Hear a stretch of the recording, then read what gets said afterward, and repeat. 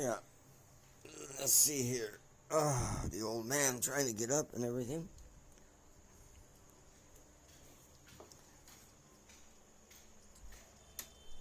I think a few of you have seen the videos that I've put out about the what they sometimes call the Star of David.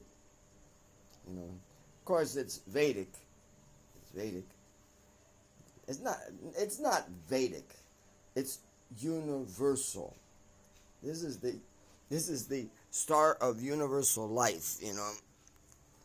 It's even the star of eternity. It's very.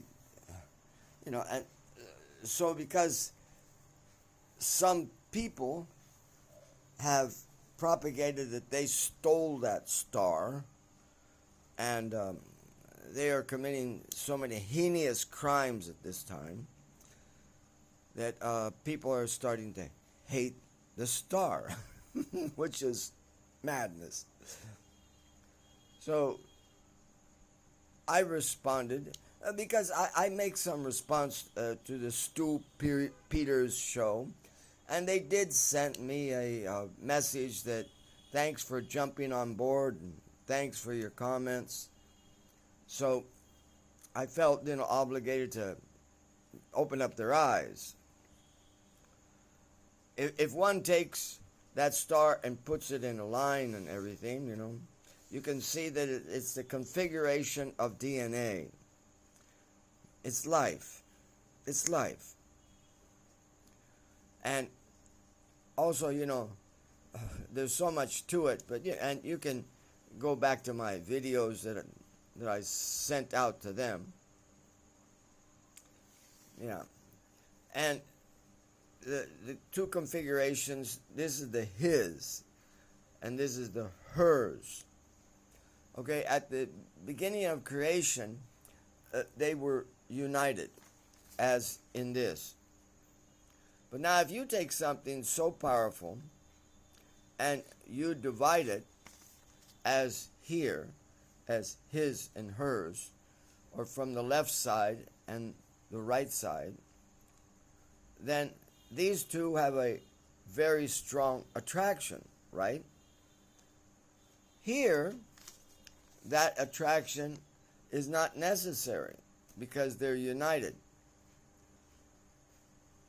The scriptures don't go into every little detail and everything. So they don't tell you if there's a genital, a vagina and a genital and everything. They don't go into all that kind of detail. Not necessary. But this living entity was self-satisfied. And this type of living entity was a mind child. From the mind of Brahma, the child came into being. So you can say Brahma was the father and Brahma was the mother. Right? So Brahma is in that situation. He is united. He is not divided like us. So after some time, Brahma wanted to propagate. So the easy way to propagate is to take something that is so attracted to each other and separate them, and then they'll want to come together, and when they do that union, they'll have a child. So this is how it was set up. It's very intelligently set up. So the main point was that I'm trying to get through to them. Don't hate this symbol. And don't, when somebody takes something and uses it for malicious things like tantric, or do something against, they can't take anything else except the energy of God. There's nothing else. What else are they going to take?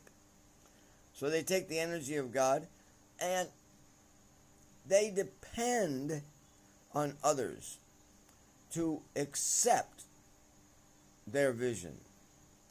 And the others, they put energy into this vision. They energize this.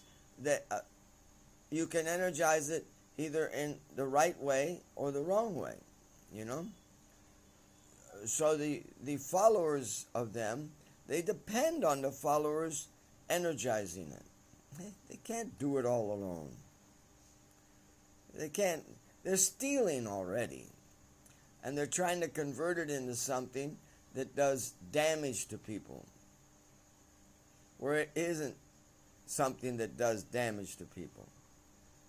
So the whole thing depends on how much hate they can arise in the other people. As much hate as there is, that gives a lot of potency to it. So I make you hate this symbol. It gives me, I'm the owner of that symbol, and now I can do so many things. So it becomes ridiculous and everything. So I was telling them, and I did give them some facts on the last one, that when Jesus was in the garden, and he knew what was happening the next morning, then he was sweating blood, but he wasn't sweating blood out of scared. He was sweating blood out of love. Everything's love. He came for love. He's doing this whole act out of love. So he was sweating blood out of love. So when then the person by the name of Judas comes and kisses him on the cheek, Srila Bhakti Rakshaka Sridhardev states that Jesus looked at him with eyes of compassion, okay? Eyes of compassion, love. That's love. So he was looking at him with eyes of compassion, and he was thinking that, please forgive me, I am taking advantage of you. For eternity, everyone will hate you, Judas, of this act, and they will love me. So please forgive me for taking advantage of you. That is the position of Jesus Christ.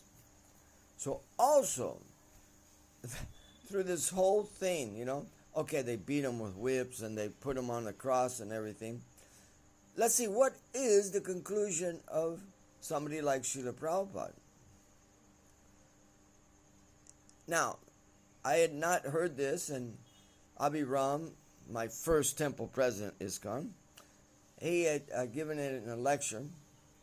He said that Prabhupada, sometimes he'd have to stay in a room where the person had a picture of the cross, and he didn't want to see it because that symbolized too many bad things.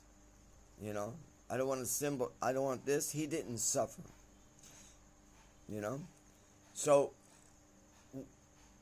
when I feel that you're beating, crucifying, nailing, I hate you, right? But he's not hating. Try to grab the thing. He's not hating.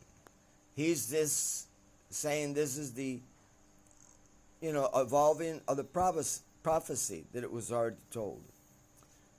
And in his situation, he's not feeling pain. He's not feeling pain from the striking of a whip. He's not feeling pain of a nail going into his body.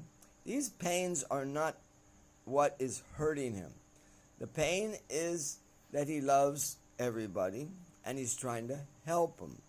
So Prabhupada did not like that because they give a bad, not just bad, a very contrary way. And this arises hate for the persons that nail them. Oh, I hate them. So you don't get the benefit. No. He loved them. He loved everybody.